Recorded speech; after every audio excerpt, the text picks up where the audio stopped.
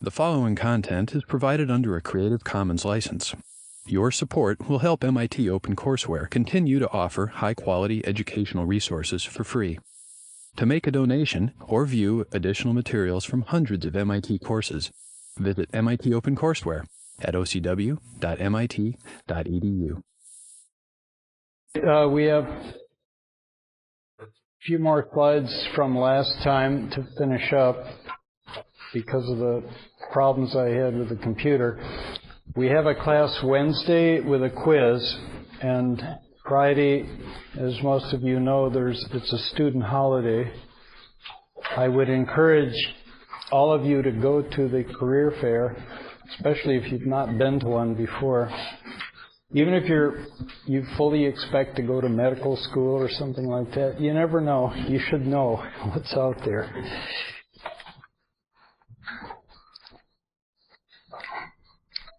All right, we started talking about the ethology of geese last time, and we saw a video of where you could see Conrad Lawrence and some of his early work discovering imprinting. They showed the work he had done with geese, and then later work on social behavior of geese and the role of early experience and learning.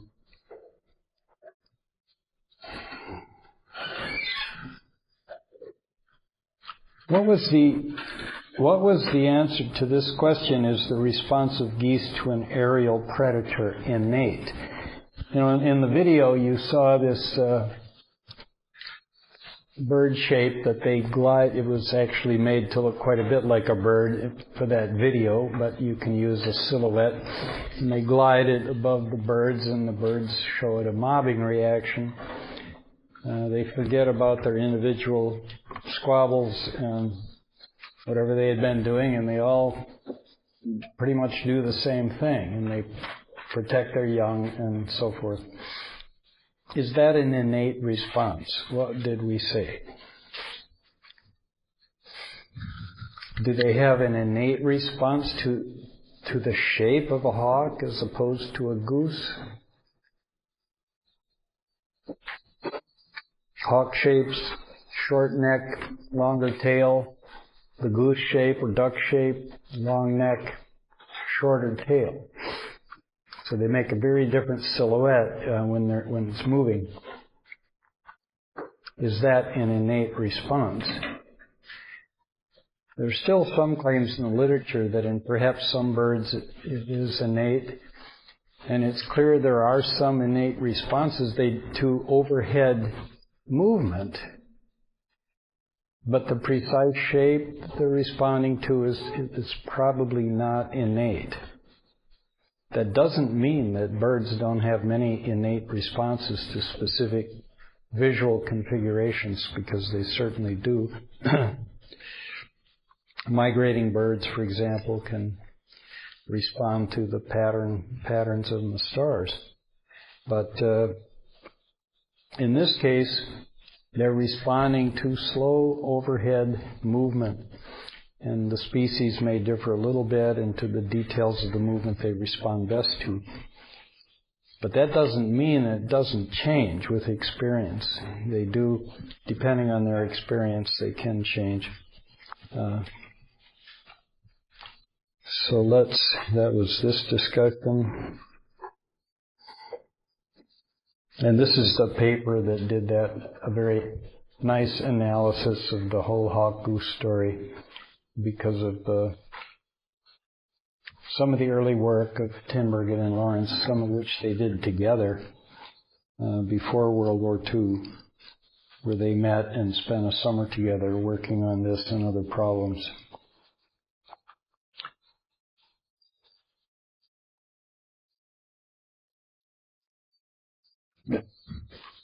Let's talk a little bit about human instincts or fixed action patterns.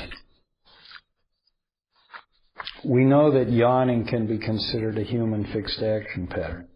It tends to be triggered by the yawning in other people. It seems to have some kind of social meaning. It doesn't only mean that you feel tired. In fact, it has other meanings as well. And there's still some things about it we don't fully understand, but we do know it's inbuilt. These are other examples. First of all, expressions of emotion. That was the work, remember, of Irenaeus Ibisfeld, where he studied emotional expressions in blind and deaf people born blind and deaf, found that they were the same as in normally sighted and hearing people. And he also studied across cultures. He went to cultures that had never seen Western expressions at all. And people in those cultures made all the very same types of expressions that you see in what we call the more developed cultures. Walking is an instinct, but don't we teach our children to walk? We always say that. Oh, I've been teaching my child to walk, and he finally did it. He was a little bit slow to learn. Is this an accurate way of talking? Somebody? No, because walking is instinctive behavior. The child walks, he starts walking because his nervous system has reached a state of maturity where the circuits underlying walking are mature enough. They're spinal circuits primarily, also hindbrain, since you need the balance of the vestibular system and so forth, which is a hindbrain sense. But it's instinctive movement. Then I said that eye blink and swallowing are actually fixed action patterns, though they're normally called reflexes. So why would they be called fixed action patterns and not reflexes? What do they need to be a fixed action pattern and not a reflex? That could be on the quiz on Wednesday. There's got to be a difference, yes? Fixed action pattern has some motivation to it. Okay, there's some motivation which builds up over time. So the longer you go, okay, without an eye blink or without swallowing, the more likely you are to do it. And it's difficult to go too long without blinking your eyes. I mean, there's a clear function of that. You need to lubricate the corneas. And we can stare at each other and see who blinks first. But in fact, the motivation to blink goes up and up and up until the threshold for eliciting that response becomes very low, and almost anything can cause it. Of course, we blink our eyes to protect our corneas not just from drying, but from other things too. If we puff air on it, that's the one that's normally called a reflex. Any touch of the cornea will elicit. But it also fits all the characteristics of an instinctive movement, a fixed action pattern.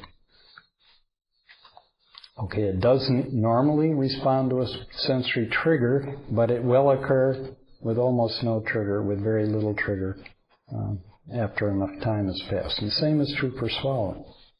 We don't swallow as often as we blink our eyes, but it still has many of the characteristics of a fixed action pattern. Okay, and that we discussed a little bit here. So now let's go to another term common in ethology, the concept of a supernormal stimulus.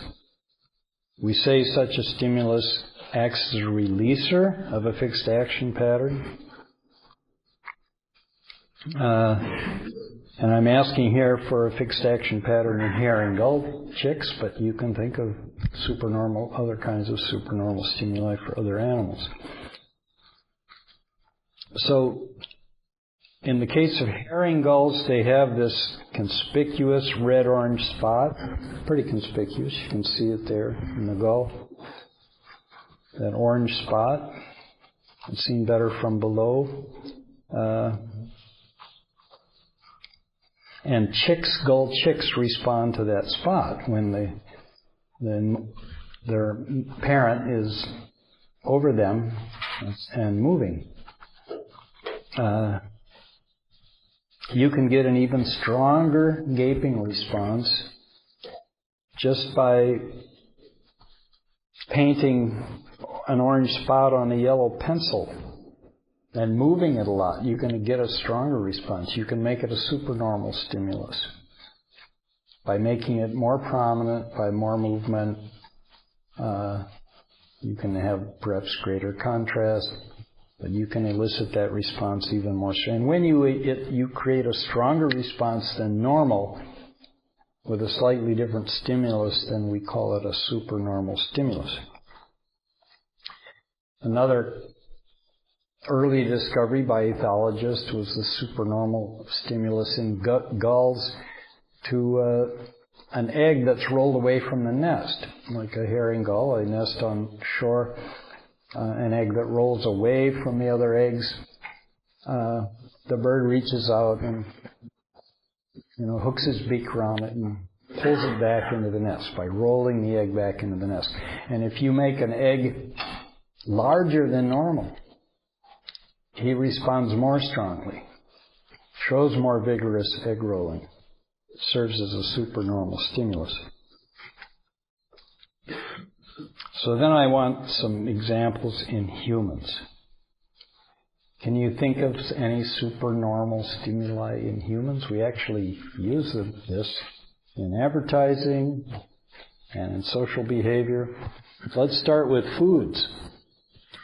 Foods that are especially sweet and high in fats serve as supernormal stimuli. We have an instinctive preference for sweeter and fatter foods.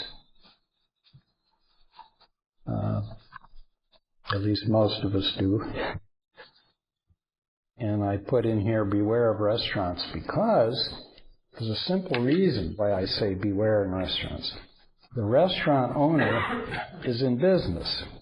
He wants to sell more food. He wants to sell food that attracts people.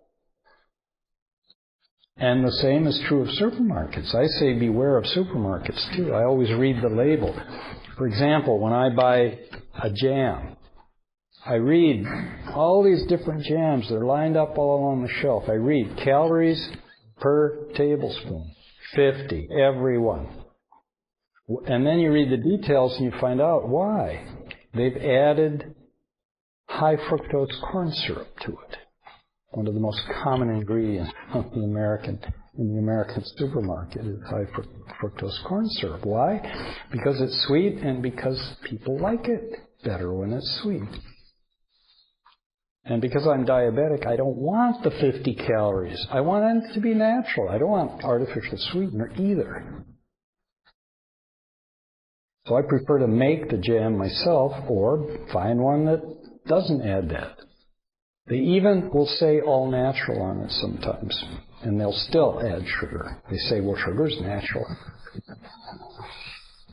Anyway, it's because it's instinctive that it's used to make more money. Think of the stimuli in sexual attraction. We call it the poster effect in advertising. When they advertise cars or other products, they often use a beautiful woman in the ad. Why? Just to attract attention. They're trying to sell it. Okay? They put them on posters, even if they have nothing to do with the product that they're actually advertising. With a beautiful smile, that helps too. So we have an instinctive response to that. What about enhancements of appearance? How has male appearance been enhanced in men? Of course, we exaggerate shoulder width. We create suits, we put shoulder pads in. I mean, men already have broader shoulders than women on average, but to enhance that, we add shoulder pads.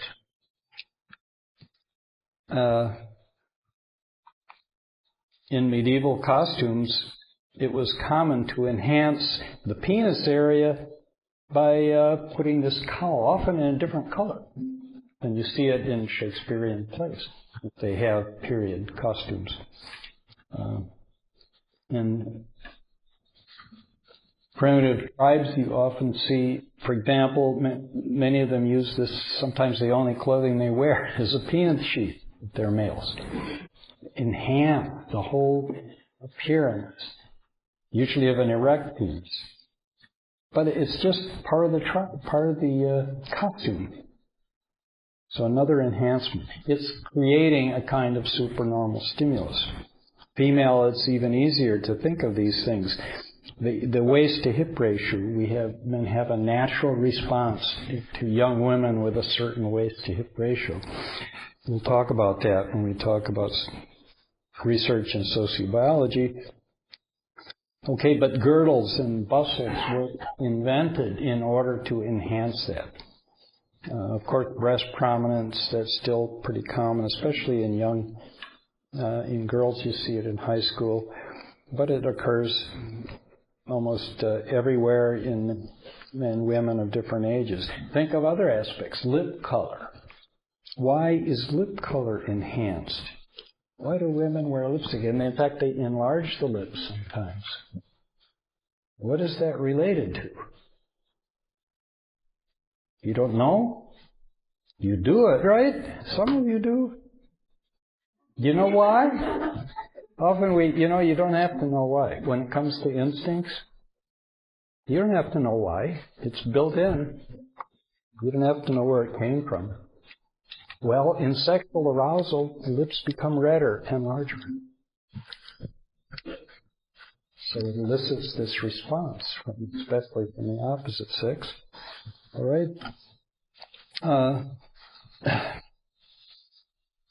Why would shoulder size be enhanced in women? I can think of one possibility that would fit what we've been saying, and one is simply that the hourglass shape.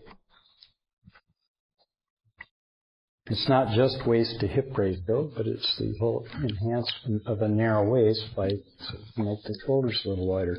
But I think there's other reasons in modern culture. In fact, it's become much more common in modern culture than it was many years ago. And that is that women want to defeminize their appearance somewhat. They want to be more like men. Now we don't think of it that way so much, but certainly when women first began to enter the business world a lot more. When did women really enter the world of business and the world of labor? During the wars. When all the men were going out to war, the economy would have fallen apart. So older men that were not going to the war, they needed help. So women came in and took over a lot of those jobs. But now, of course, women are at every level in business, including right up to the top. But it's still fairly common for a businesswoman to wear suits that look like male suits. All right, well, anyway, that's a somewhat separate reason, and it has nothing to do with supernormal stimuli. It has to do with a kind of imitation. Okay. Then Scott, in your textbook, he's talking about controlling behavior, the role of the nervous system. And I would like you to at least know simple definitions of neurons and nervous systems so we can talk more easily about it. So I'm asking you for definitions of a primary sensory neuron, a secondary sensory neuron, a motor neuron, an interneuron. How do we define those things? You should all know. You've all had 901, right? Or you're taking it now. But maybe you didn't learn it because they're not always so attentive to neuroanatomical details as I am. So let me give you some definitions. A primary sensory neuron is a neuron with a cell body outside the brain or spinal cord. outside the central. The central nervous system is brain and spinal cord. The peripheral nervous system are outside. Peripheral nervous system are the nerves going to our skin and muscle. Okay? So the primary sensory neuron has the cell body outside. In primitive animals, it's in the surface epithelium. In us, it's in a ganglion near the central nervous system with a peripheral axon going out to the periphery.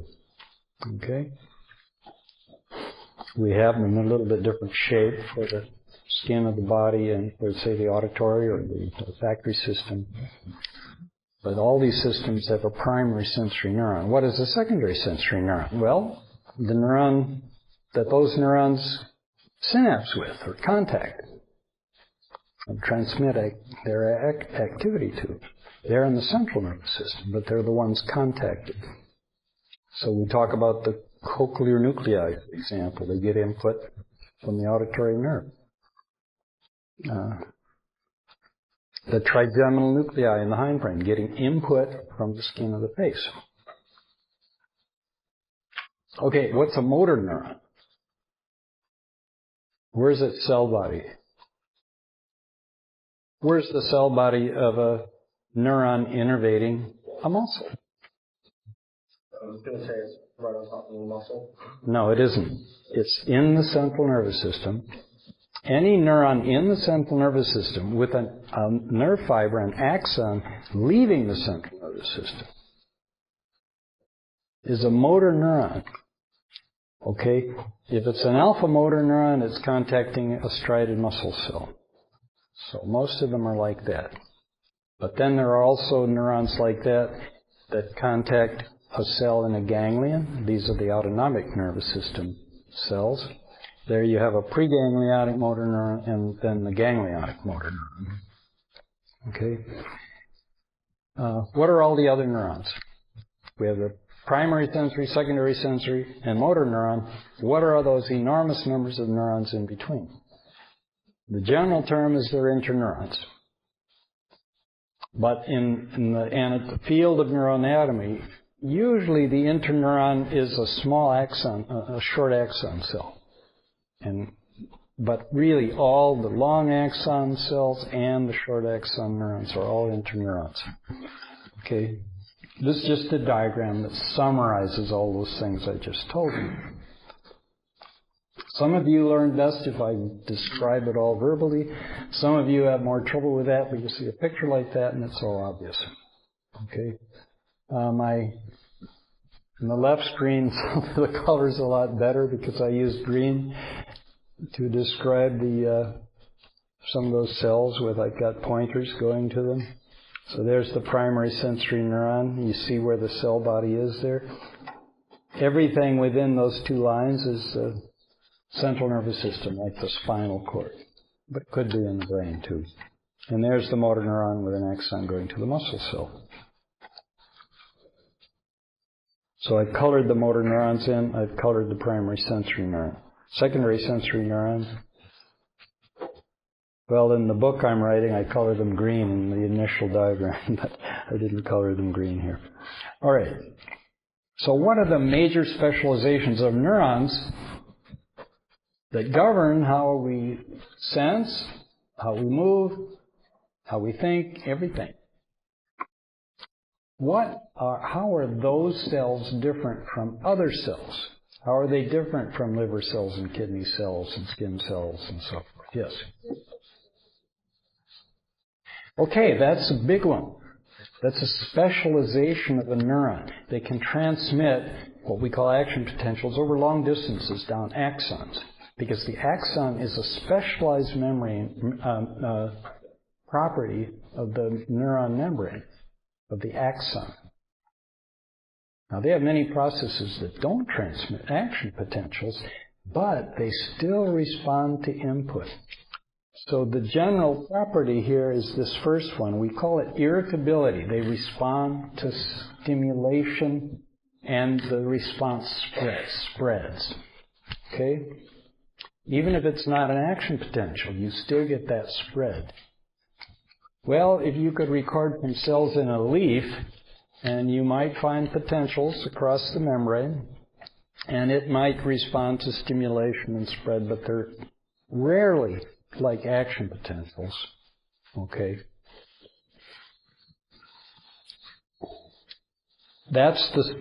So we call the response to a stimulus either mechanical or chemical. That's being irritable or responsive to the outside world, outside the cell. Conduction is that spread of the potential, where they have that extra specialization in the axon. It begins at a little place right near the cell body, usually, near the beginning of the axon hillock, and that's where the action potential is initiated. How is it different from the other potentials? Well, it spreads once it's triggered, it goes all the way down the axon. Unless something unusual happens to block it, it goes all the way down to the axon endings. And it can transmit its response to other cells at these contacts with other cells. We call those contacts synapses. Most of them are chemical synapses, and they cause the release of a chemical substance, a neurotransmitter that affects the next cell. Okay, so these are the major specializations of nerve cells compared with any other cells in the body. So let's talk about some of the things these nervous system cells do.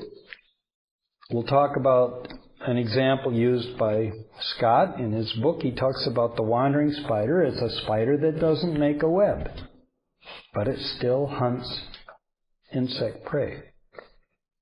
How does it catch them without a web? It's got a lot of eyes, so you would think it's using its eyes. But you can blind them or block their eyes. You can temporarily blind them just by covering their eyes with something. And they still catch flies. How do they do it? Yes? A lot of hairs on their nose. A little hairs, right? Yeah, they could just small motions of the insects to calm disturbances. Yeah, you're describing a pattern of disturbance in the air around a moving insect. Exactly. Okay? And this little spider has these little sensory hairs. Very interesting, because each hair, when it bends, there are at least 4 afferent sensory neurons, or called afferents, sensory processes attached to that hair. So when the hair bends one way, one cell responds the most. It bends another way, the opposite way, another cell responds, and so forth. So in 4 different directions. And depending on its response, that one hair, you can tell basically where the direction of air current stimulating the hair. And it seems to be born with the ability to use the pattern of responses in all those hairs covering its body, and there's lots of them, over 100, and that it can actually leap into the air and grab insects. Up to 20 centimeters away they can detect things, and it can leap several centimeters, so you can tell when the insect's approaching, when it gets close, so it times its leap, so it's when it's close enough, and it can catch the insect. Very interesting. He's got a nice description. There's a box covering 2 pages there, and they even have some neurophysiological results where they're recording from some of the neurons responsive to those hairs. And of course, other kinds of spiders have other kinds of specializations. Usually they're responding to vibrations in the web when something is caught in their web. But these webless spiders have other means.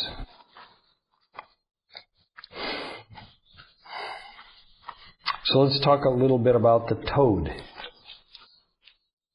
Frogs and toads have a very specialized system for catching prey. They also catch insects, like that spider. But here the specializations are in its visual system. Okay? There are cells in the retina that are specifically tuned to respond to a small, usually darker, a little stimulus in the visual field darker than the rest of the field, like a fly, okay, or another small insect. And these cells respond best when a fly-like stimulus is moving. So just a little spot will stimulate those cells as long as it's moving. Now those are in the retina. The retina is not enough to cause the frog to catch him. Where does the information go? Well, it goes down the optic nerve and to the opposite side of the roof of the midbrain, to the optic lobe of the midbrain. Okay, or the optic tectum. The tectum just means roof. The roof of the midbrain on the opposite side gets that input. Okay, and what do we know about the way the retina maps, sends its fibers to the midbrain tectum? Well, we know it forms an organized map. So one part of the retina projects to one part of that optic lobe, another part of the retina projects to another part, so it forms a map of the retina in the brain. Okay? We have that in our midbrain too, as well as other parts of our visual system. But in the frog, the dominant part by far, and the only really important part for this prey catching, is there in the midbrain. Okay, so what, if you're using, there are stimuli, what else do frogs and toads eat besides flies?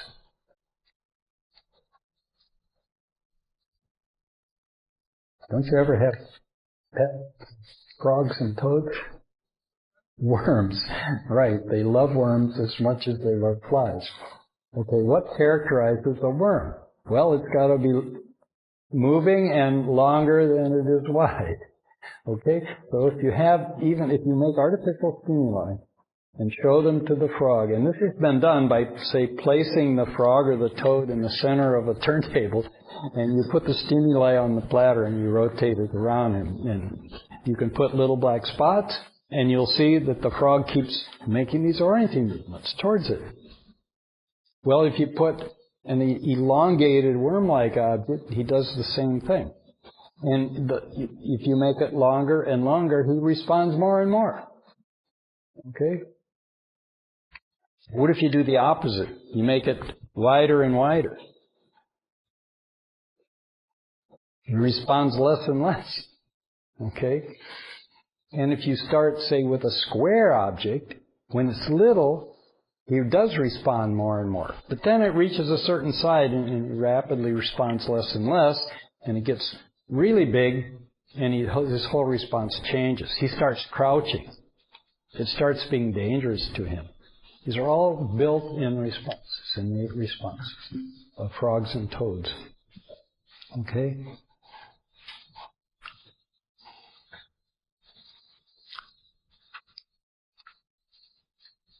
So we've already talked about where in the central nervous system of a toad, and then we could say the same thing about frogs, that input from the retina is going. So here I'm asking, well, where in the central nervous system of a toad could an electrical stimulus elicit a prey-catching fixed action pattern?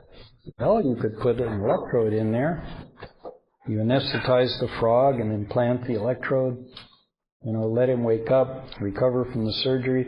Now, just a little electrical stimulus in one part of that tectum, that midbrain surface, will elicit those turning movements that we were just talking about. So they can be elicited electrically.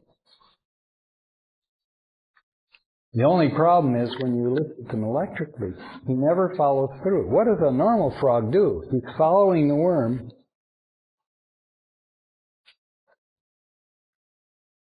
Then what does he do to get it? Flips his tongue out. His tongue comes out like a dart. Okay? And the tongue is sticky at the end. So, flat, he gets it, pulls it back. Same for a fly. For the fly, he's tuned to wait until the fly lights. If it wasn't moving, he will never try to get it. But if it was moving and stops,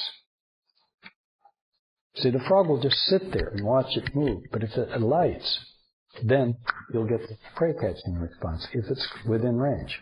He does have enough depth vision to know whether it's in range of his tongue. When you stimulate it electrically, you never get the tongue flick. Why? Give me a reason. I can stimulate repeatedly. I can stimulate the turning movements. He keeps reorienting. There are different positions in the field every time I stimulate the midbrain. Why does he never flip his tongue? Isn't that all built in? Isn't it part of the same fixed action pattern? Well, normally, yes. Because normally, of course, just think. When he turns, this is a frog without an electrode, he turns, okay, that stimulus is moving across his tectum. He always brings it so the stimulus is in front of it. So he's aligned. So he can make the tongue flip response. Now it's always up in the front of the tectum. That's the part of the tectum which if you stimulate, you can also get the tongue flick. But with just one electrode in the middle of the tectum, you'll never get it. Because we can't imitate with a fixed electrode, we can't imitate the whole normal stimulus sequence. Then here I say, what would change if an electrode were moved a short distance? Well, he would just change the position he's orienting towards. So you put it way in the back of the tectum, you would make these bigger orienting movements. If you put it closer to the front, you make short orienting movements. If you place it closer to the midline, he orients upward. If you place it further out laterally, he orients to the side and downward. Well, the map we have of the retina in our midbrain is the same as that map in the frog. It's conserved across all the vertebrates. The relative size of structures changes a lot, okay? But the existence of these structures is the same throughout the vertebrates. And that's true for all these structures of the spinal cord and brainstem that control these fixed action patterns. Okay, another concept here. We talked about what a motor neuron is. If the motor neuron's stimulated, you get a muscle twitch. Okay? If a group of motor neurons is stimulated, you can get more movement. If I stimulate all the motor neurons in the cord, I can get suddenly rigidity. If I'm stimulating, say, the motor neurons controlling my hand, but if I'm stimulating just one group of them, I can get flexion of the hand. If I stimulate another group, I can get, well, this would be extension, this would be flexion. Okay, so I could elicit grasping. What about a command neuron? It has a different meaning, also very important in studying the control of these movements in fixed action patterns. What is a command neuron? It's a term used in neuroethology to describe a neuron that you can identify. Usually it's a neuron you can identify the same neuron in one member of the species to another. Sometimes they even have different colored pigments. Okay? It's a neuron where if you stimulate that one neuron, you stimulate a whole pattern of movement. Okay, you get a behavior from one neuron. You stimulate a command neuron in a crayfish, you can elicit, if you're in the right place, you stimulate the right command neuron, you can get a tail flip response.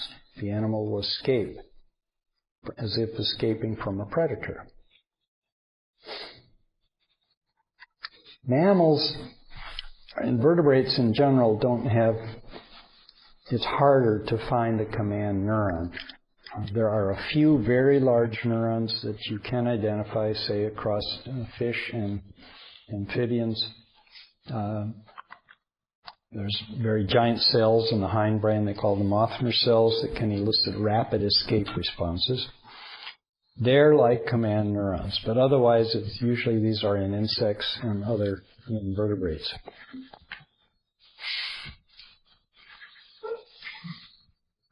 All right, that's the difference between a command neuron and a motor neuron. In a vertebrate, you have groups of neurons, though, that act as command groups of neurons, which, when stimulated, can elicit a whole sequence of movements.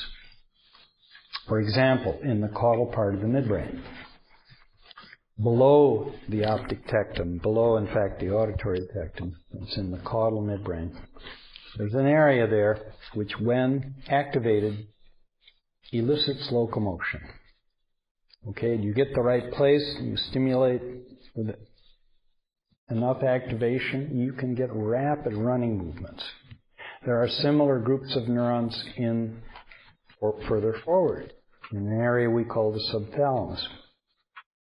Parts of the subthalamus get direct visual input from the retina. Okay, and more immediately, they can activate these neurons that seem to connect directly to that midbrain center because they also elicit rapid running movements, usually involved in escape behavior. That's a kind of command neuron group. It's just that we can't identify the single neuron. So if I say command neuron, I'm almost always talking about invertebrate animals, okay, where we can actually identify the same cell from animal to animal. Okay, so let's talk about the giant axon. What is the main advantage of a giant axon in the triggering of an escape response? You see giant axons in squid. It was the discovery of giant axons in squid that led to the detailed physiology of the action potential for the first time. Because this was before microelectrodes were perfected, they could get a tiny wire inside that giant axon. They were up to 1 millimeter in diameter, okay, in a squid. So it enabled detailed study of the physiology of the action potential in the giant axon. But why would the squid have giant axons? They use a lot of energy. If all their axons were like that, they'd be gigantic animals. Okay, some of them are pretty large, but they're not gigantic. And some of them are small too, but all of them have these giant axons. Why? What's the advantage of making an axon larger in diameter? Yeah, one word, speed. Rapid conduction. Okay? That's why giant axons evolved. Because axonal conduction speed depends, first of all, on the diameter of the axon. So you get faster conduction of the action potential. Well, we have rapid conduction too, and we don't have giant axons. We do have some axons larger than others, and they do conduct more rapidly. But they're nowhere near the size of the squid. And yet, we get conduction that's just as fast as in the squid, probably faster. I can't remember the exact speed of conduction in a giant axon, but I know the long axons down to our spinal cord are very rapidly conducting. And the reason is the evolution of the myelin sheath. Okay? Myelin is when the axon is wrapped round and round by the membrane of a glial cell that sort of insulates the axon from the ionic potentials that normally are involved in the action potential. Well, if you insulated the whole axon like that, you wouldn't get any action potentials at all. So this is why it gets, first of all, deal with the rate of spread of current down an axon. For all you engineers, this should make sense to you. If you're not engineers, well, be patient. You've studied basic physics and math. The rate of passive spread of current down the center of an axon, okay, is proportional to the reciprocal of this product. The radius of the axon, the resistance of the axon down the cylinder, which can be measured, okay, and the capacitance of the membrane. Okay? You can increase the capacitance with myelin. You can decrease the resistance simply by making the axon bigger around. Okay? I point out here that down here that the resistance decreases in proportion to the square of the diameter of the axon, and the capacitance increases in proportion to the diameter. So then how does the action potential move? We know that the myelin makes that passive conduction, the passive spread of current, the kind of spread you get in the cell body, where you touch the cell in one place or stimulate it in one place. It does spread to the rest of the cell, but it's not an action potential. In fact, it gets decremental. It gets weaker the further you get from where you stimulate. The same is true in all those little processes of the cell we call dendrites. It spreads passively. Okay? Just if you diagram myelin, here's a greatly enlarged axon, this long cylinder. That's the axon membrane. The way the myelin forms is, let's say this is a peripheral axon in our leg. Okay? We'll draw this cell body forming that. Here's the nucleus. That cell its membrane is wrapped round and round and round this portion of the axon. This is a cross section, okay? And then there's another cell wrapping its membrane here, another one here wrapping its membrane. These cells are called Schwann cells. They're in the periphery. If this was in the central nervous system, in the brain, say, where we also have a lot of myelin, same in the spinal cord, then there would be a cell up here forming myelin. And like this, and it would have these branches spreading down and wrapping the membrane round and round and round the axon. So the same cell here can myelinate a whole bunch of axons, okay? That's an oligodendrocyte in the brain. So the same thing is accomplished. These cells are wrapping insulating the axon. Okay, so how does that help? Okay, if the action potential, say, is triggered here,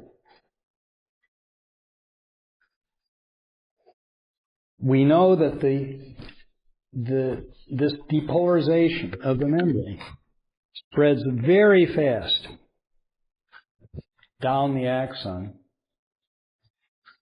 No action potential until you get to the next node here, where there's no myelin. It triggers an action potential there.